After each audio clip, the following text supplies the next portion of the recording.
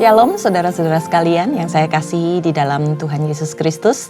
Berjumpa kembali di dalam Bible Study dan kita hari ini akan sama-sama merenungkan Yesaya 8. Sebelum kita masuk di dalam perenungan ini, mari kita siapkan hati kita datang kepada Tuhan.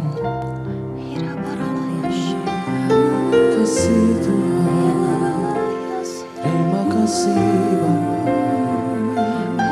segala kebaikan dalam hidup kami, terpujilah Tuhan, terpujilah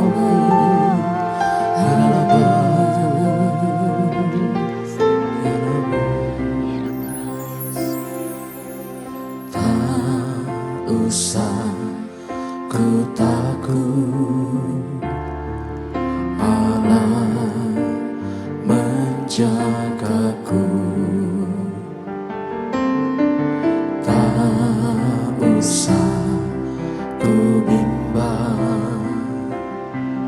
Yesus peliharaku, tak usah ku susah. Roh Kudus hiburku, tak usah ku cemas, Dia memberkatiku. El Shaddai, El Shaddai, Allah Maha Kuasa. Dia besar, Dia besar, El Shaddai mulia, El Shaddai, El Shaddai, Allah Maha Kuasa. Berkat-Nya melimpah, El Shaddai.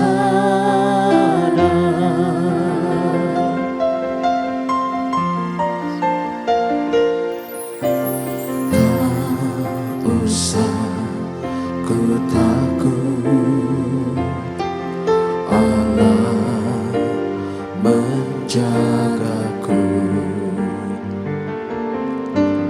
tak usah ku bimbang. Yesus peliharaku, tak usah ku susah. Roh Kudus hiburku, tak usah ku cemas, Dia memberkatiku. El Shaddai, El Shaddai, Allah Maha Kuasa. Dia besar, Dia besar, El Shaddai mulia, El Shaddai, El Shaddai, Allah Maha Kuasa. Berkat-Nya melimpah, El Shaddai, El Shaddai, El Shaddai, Allah Maha Kuasa.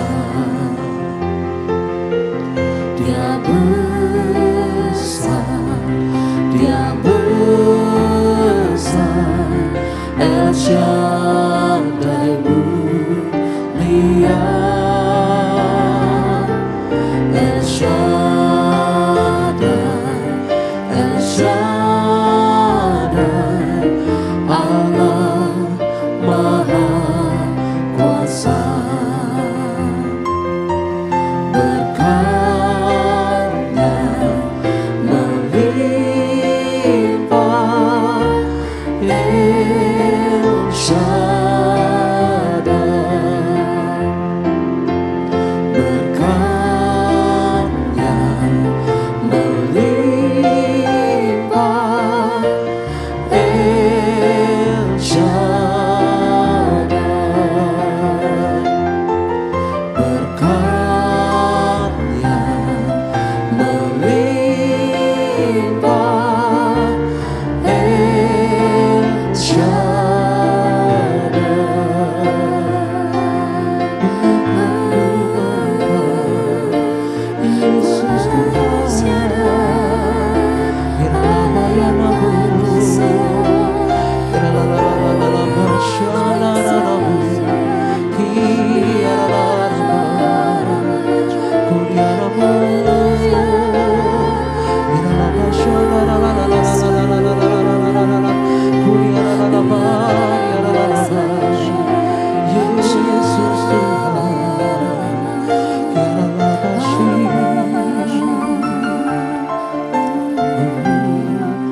Ku tidak takut,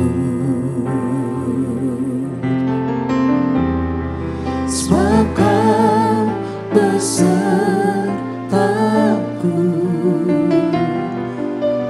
Ku tidak bimbang,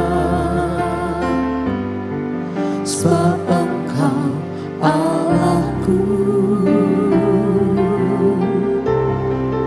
Engkau meneguhkanku,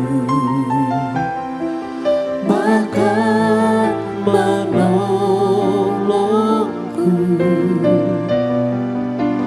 Kau batu karangku, Yesus Tuhan. Yesus memegangku dengan tangan kananmu. Yesus memberiku kemenangan. Yesus memegangku dengan tangan kananmu. Yesus memberiku kemenangan.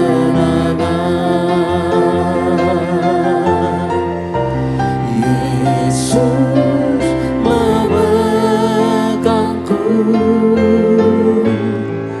dengan tangan kananmu.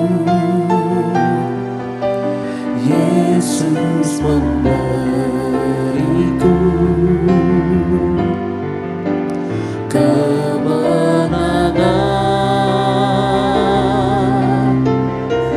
Yesus memegangku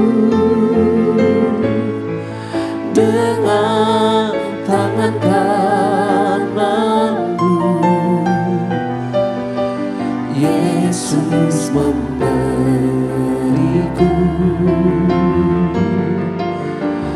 kemenangan.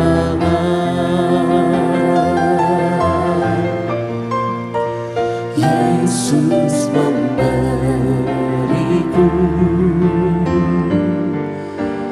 kemenangan.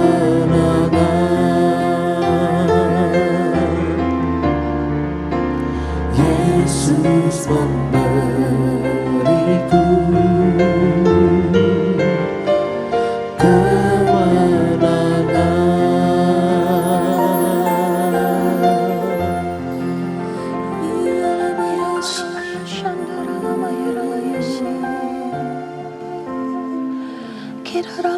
Shane.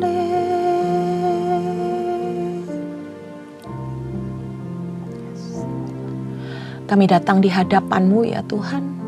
Kami bawa hati dan hidup kami untuk kami mau lebih lagi mendengar segala apapun yang menjadi pesan Tuhan untuk kami lakukan di dalam kehidupan ini. Bapa, kami percaya firman-Mu yang menguatkan setiap kami, firman-Mu yang meneguhkan setiap kami, dan pesan-pesan yang daripada-Mu yang berbicara yang atas setiap kami ya Bapa. Perkataan-Mu yang kami nanti-nantikan di sepanjang hari-hari kami. Mari Tuhan, hari ini Tuhan kami minta Engkau bekerja melalui pembelajaran hari ini supaya kami bisa menangkap apa yang menjadi pesan firman Tuhan. Hanya di dalam nama Tuhan Yesus, haleluya, amin. Oke saudara-saudara, kita masuk di dalam Yesaya yang ke-8. Yesaya yang ke-8 ini menceritakan tentang bagaimana Yesaya sedang menyampaikan pesan Tuhan yang ditaruh dalam hidupnya. Dan akan dibagi menjadi 3 perikop. Yang pertama adalah anak nabi sebagai tanda. Kemudian dilanjutkan dengan penyerbuan Asyur ke Yehuda. Dan bagaimana Yesaya terpaksa bersembunyi karena hal-hal yang terjadi pada hari itu. Nah, saudara-saudara, kalau kita lihat di dalam setiap perikop ini, ada yang berisi sebuah pesan atau cerita, ada yang berisi tentang puisi-puisi sebagai perumpamaan yang berusaha disampaikan dengan kata-kata yang indah, dan juga sebuah peringatan saudara-saudara. Karena seorang nabi itu pada dasarnya adalah orang yang ditugasi untuk membawa pesan Allah untuk umatnya.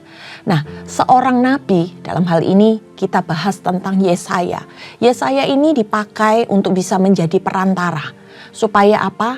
Pesan itu terdeliver, tersampaikan kepada raja ataupun umat Tuhan pada masa itu.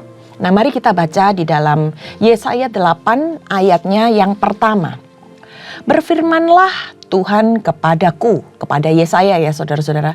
Ambillah sebuah batu tulis besar dan tuliskanlah di atasnya dengan tulisan biasa. Maher, Shalal, Has-Bas.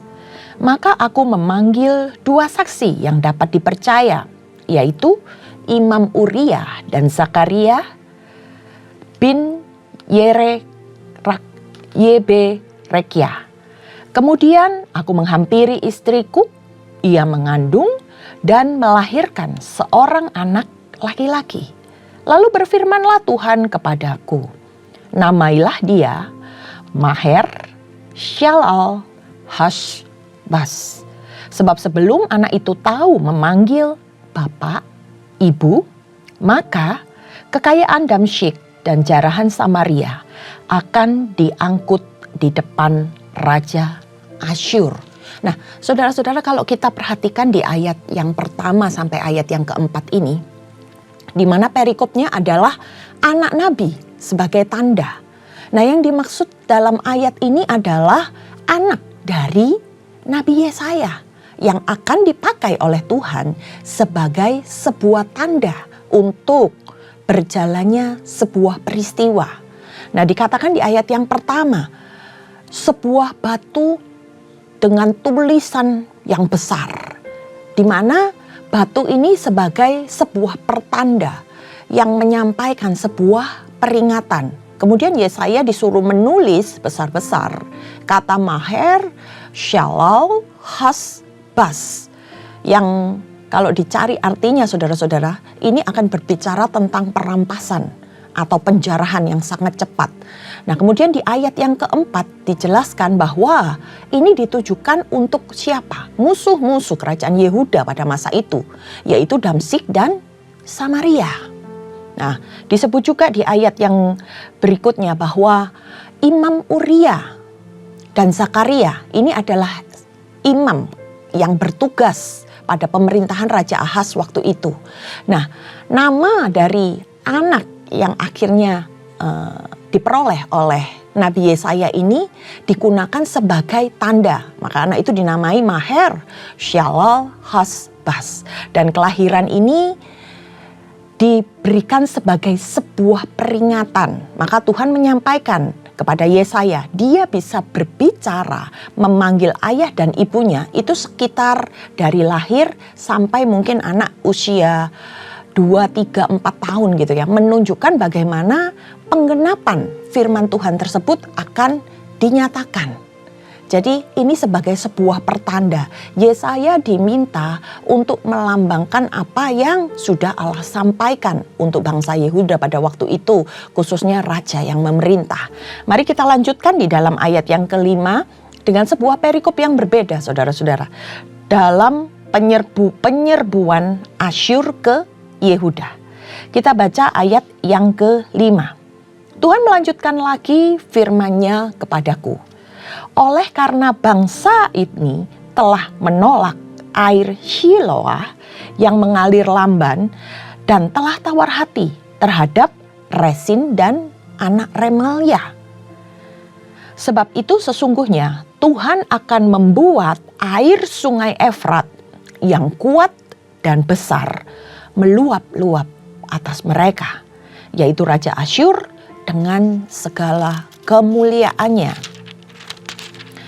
Air ini akan meluap melampaui segenap salurannya dan akan mengalir melampaui segenap tebingnya serta menerobos masuk ke Yehuda, ibarat banjir yang meluap-luap hingga sampai ke leher, dan sayap-sayapnya yang dikembangkan akan menutup seantero negerimu, ya Immanuel. Ini merupakan firman Tuhan yang disampaikan dalam bentuk sebuah puisi, sebuah penggambaran tentang apa? Tentang penghukuman yang akan terjadi dalam kerajaan Yehuda. Air Shiloah yang disebutkan itu adalah air yang ada di sungai Efrat pada zaman itu. Di mana air ini membawa mata air dari Gihon pelan-pelan menuju ke Yerusalem. Air ini akan masuk di sungai-sungai Siloam. Nah, dikatakan air ini mengalirnya lamban karena memang alirannya itu kecil saudara-saudara. Dan ini digunakan untuk kebutuhan minum masyarakat Yerusalem pada waktu itu. Jadi air Shiloah ini memiliki arti yang sangat penting bagi orang-orang yang ada di Yerusalem dan kerajaan Yehuda. Air Shiloah ini bisa diartikan sebagai janji Tuhan. Sedangkan di situ disebut Resin orang Aram dan Pekah dari Efraim. Ini yang menyebabkan Raja Ahaz patah semangat, orang-orang yang meneror Raja Ahaz pada waktu itu. Orang Aram dan juga Pekah.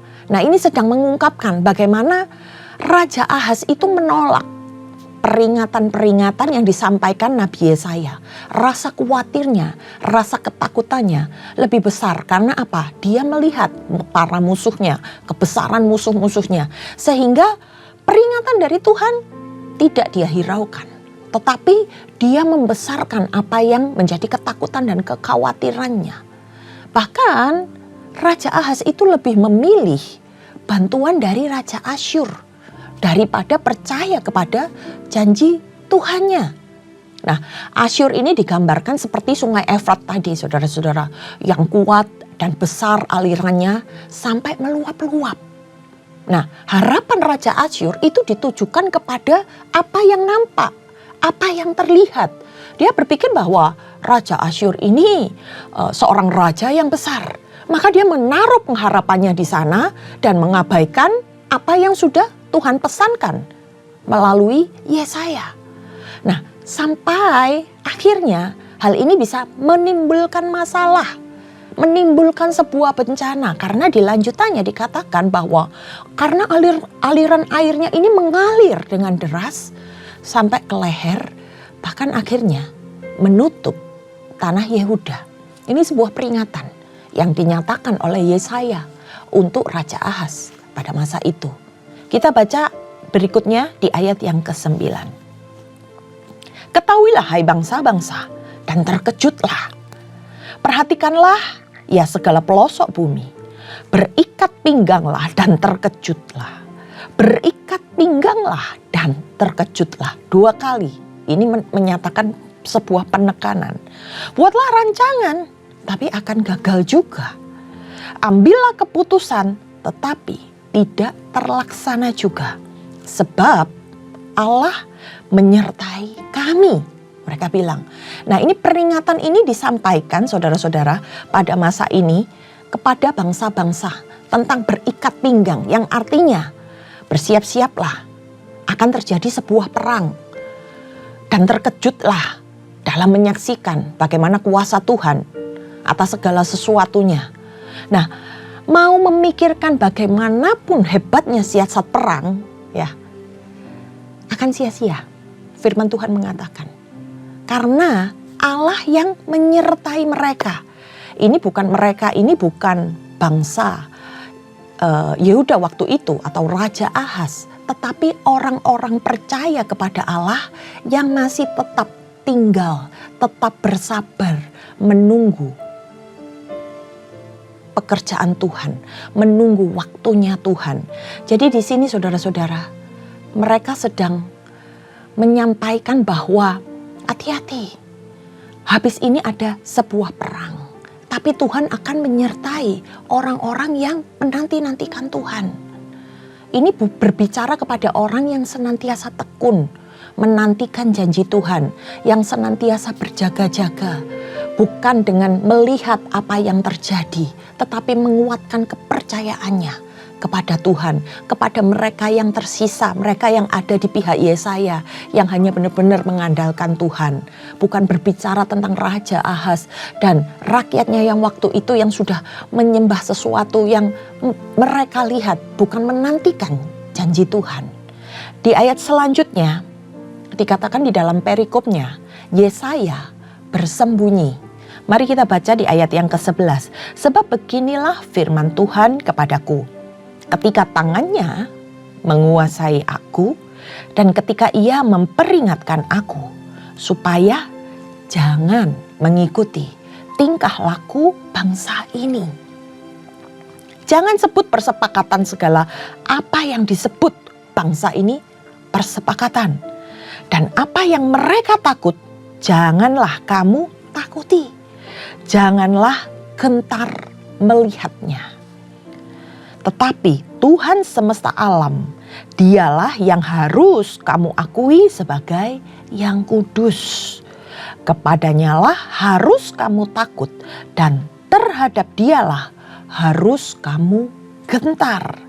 Ia akan menjadi tempat kudus, tetapi juga menjadi batu sentuhan dan batu sandungan bagi kedua kaum Israel itu, serta menjadi jerat dan perangkap bagi penduduk Yerusalem.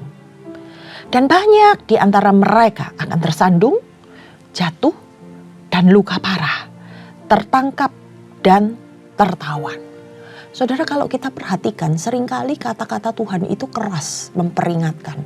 Tapi seringkali kita lihat bagaimana orang yang diberi pesan itu tetap mengeraskan hati dan tetap bertahan kepada pendiriannya. Di sini Yesaya itu sedang menjelaskan perannya sebagai seorang nabi, di mana dia sedang menyampaikan perkataan demi perkataan Tuhan, peringatan Tuhan untuk mereka dengar, untuk mereka lakukan. Tuhan itu Allah yang berkuasa, dan dikatakan ketika tangan Tuhan menguasai dia itu adalah Yesaya, dan memperingatkan supaya Yesaya ini jangan mengikuti tingkah laku bangsa Yehuda yang ada di bawah pemerintahan Raja Ahaz pada waktu itu. Ini sebuah beban profetis, saudara-saudara. Ketika Yesaya ada di dalam dunia, di tempat di mana dia ada, dia membawa pesan dari Tuhan dan dia menjalankan kehidupannya sebagai rakyat yang dipimpin oleh Yesaya. Tapi dia sedang menyampaikan sebuah perkataan profetis. Dan sebagai seorang nabi, dia harus menjalankannya. Dia harus tetap dengar-dengaran dan melakukan apa yang menjadi perintah dan pesan Tuhan tersebut. Dikatakan, jangan takut, Jangan takut akan persepakatan apapun yang dirancangkannya. Tetapi hanya takutlah kepada Tuhan. Ini ditekankan oleh Tuhan kepada Yesaya. Tuhan itu bisa menjadi tempat kudus dan batu sentuhan, ya dikatakan saudara-saudara. Tapi bisa juga menjadi batu sandungan. Artinya apa? Artinya bahwa Tuhan itu mampu menyelamatkan. Tapi ingat, Tuhan juga mampu membinasakan.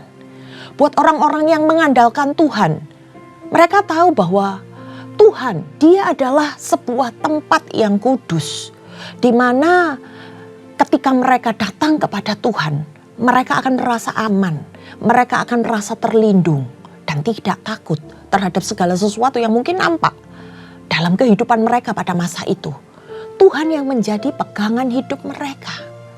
Tetapi dikatakan, selain Tuhan menjadi tempat kudus dan batu sentuhan, juga sebagai batu sandungan. Maksudnya seperti apa? Batu sandungan itu artinya bisa membuat mereka terjatuh celaka apabila mereka tidak mau percaya dan mendengar firman Tuhan. Dahsyat saudara-saudara ayat ini. Membuat kita itu tersadar bahwa kita harus hidup di dalam Tuhan itu harus dalam kebenaran. Harus serius. Tidak boleh kita main-main.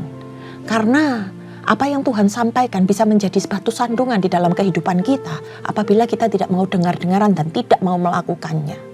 Kita bisa menjadi celaka apabila kita tidak taat dengan apa yang menjadi pesan firman Tuhan. Nah, firman Tuhan ini datang untuk memperingatkan sekaligus menyelamatkan kita, saudara-saudara. Jadi bukan cuma sebagai sekedar bahan gosip, bahan tertawaan, apalagi perdebatan. Tapi apa yang Tuhan sampaikan itu mempunyai kuasa bagi setiap orang yang mau percaya dan mau menjalankannya. Dan ini berlaku juga di dalam kehidupan kita di masa kini. Bahwa segala sesuatu yang Tuhan perkatakan itu ya dan amin. Mungkin hari ini kita menunggu, tapi tetap percaya dengan apa yang Tuhan sampaikan, yang Tuhan nyatakan. Bukan dikhawatirkan dengan apa yang kita lihat, keadaan yang kita alami hari ini. Yesaya mengingatkan kita, ada kuasa Tuhan bagi setiap orang yang percaya. Nah, di ayat yang ke-15 ini disampaikan, akan banyak di antara mereka yang tersandung, terjatuh, terluka parah, sehingga membuat mereka tertangkap dan tertawan oleh musuh. Nah, kita lanjutkan saudara-saudara di ayat yang ke-16. Aku harus menyimpan kesaksian ini dan memateraikan pengajaran ini di antara murid-muridku, kata Yesaya. Dan aku hendak menanti-nantikan Tuhan yang menyembunyikan wajahnya terhadap kaum keturunan Yakub. Aku hendak mengharapkan Dia. Sesungguhnya aku dan anak-anak yang telah diberikan Tuhan kepadaku adalah tanda dan alamat di antara orang Israel dari Tuhan semesta alam yang diam di Gunung Sion. Dikatakan Tuhan menyembunyikan wajahnya. Maksudnya apa Tuhan menyembunyikan wajahnya? Adalah Tuhan marah, saudara-saudara. Dan Yesaya harus menyimpan setiap nubuatan ini, pesan-pesan Tuhan ini, sampai waktunya tiba, waktunya digenapi. Dan murid-murid yang dikatakan ini adalah orang-orang yang beriman, yang masih bersama-sama dengan Yesaya, yang masih mau percaya, dan yang mau menantikan penggenapan janji Tuhan sampai pada waktunya. Nah, ada kalanya seorang nabi Tuhan itu harus berdiam diri sambil menunggu penggenapan janji yang sudah Tuhan nyatakan. Dan hidup para nabi serta anak-anaknya ini seringkali digunakan oleh Tuhan sebagai tanda atau sebagai peringatan tentang apa yang akan terjadi di kemudian hari. Kita lanjutkan di ayat yang ke-19. Dan apabila orang berkata kepadamu, mintalah petunjuk kepada arwah dan roh-roh peramal yang berbisik-bisik dan komat kamit. Maka jawablah, bukankah suatu bangsa patut meminta petunjuk kepada Allahnya? Tapi A-nya huruf kecil ya saudara-saudara. Atau haruskah mereka meminta petunjuk kepada orang-orang mati bagi orang-orang hidup? Carilah pengajaran dan kesaksian. Siapa tidak berbicara sesuai dengan perkataan itu, maka baginya tidak terbit fajar. Mereka akan lalu lalang di negeri itu, melarat dan lapar. Dan apabila mereka lapar, mereka akan gusar dan akan mengutuk rajanya dan Allahnya. Mereka akan menengadah ke langit dan akan melihat bumi, dan sesungguhnya hanya kesesakan dan kegelapan, kesuraman yang menghimpit, dan mereka akan dibuang di dalam kabut. Ini sebagai akibat kalau Tuhan memalingkan wajahnya. Maka mereka akan berusaha untuk mencari hal lain. Mereka akan mencoba mencari alternatif kepada arwah-arwah, roh nenek moyang, ataupun kuasa kegelapan lainnya. Ini yang seringkali dilakukan oleh manusia. Dikasih peringatan sama Tuhan gak nurut, tapi malah mencari alternatif lain. Hal-hal yang mendukakan hati Tuhan. Maka Yesaya mengingatkan, cari pengajaran dan kesaksian yang benar dari Allah. Dan bagaimana para nabi-nabi yang benar-benar diutus oleh Allah untuk bisa menyampaikan suatu kebenaran. Supaya mereka itu tidak hidup di dalam kegelapan. Dan supaya mereka tidak binasa. Tetapi mereka bisa berjalan menuju terang. Saudara-saudara, kalau saudara-saudara perhatikan. Di ayat yang ke-21 dan 22 ini diingatkan. Efek ketika kita tidak mengindahkan pesan ataupun firman Tuhan. Di ayat selanjutnya yang ke-23 sebagai penutup ayat ini, pasal ini, tetapi tidak selamanya akan ada kesuraman untuk negeri yang terimpit itu. Kalau dahulu Tuhan merendahkan tanah Sebulon dan tanah Naftali, maka di kemudian hari Ia akan memuliakan jalan ke laut, daerah seberang sungai Yordan, wilayah bangsa lain. Tuhan itu sungguh luar biasa saudara-saudara. Dia tahu bagaimana orang-orang jemaat yang ada pada waktu itu menyimpang. Tapi Tuhan tetap mengasihi. Ada sebuah janji penyelamatan yang Tuhan nyatakan, yang Tuhan sampaikan. Akan ada keselamatan yang disiapkan oleh Tuhan di tengah kesuraman yang mereka alami. Saudara-saudara, apabila kita pelajari secara detail apa yang disampaikan di dalam Yesaya 8, ini bisa kita aplikasikan di dalam kehidupan kita hari-hari ini. Bagaimana seringkali kita itu khawatir, kita itu takut dengan apa yang terlihat di hari-hari kita, apa yang kita jalani. Sementara kita ini sebenarnya percaya bahwa pasti ada pertolongan Tuhan. Pasti ada kuasa Tuhan yang sedang menuntun kita menuju jalan-jalannya. Tapi seringkali kita itu dikecohkan dengan apa yang kelihatan dan membuat kita berpaut kepada sesuatu yang lain, sesuatu yang kelihatan.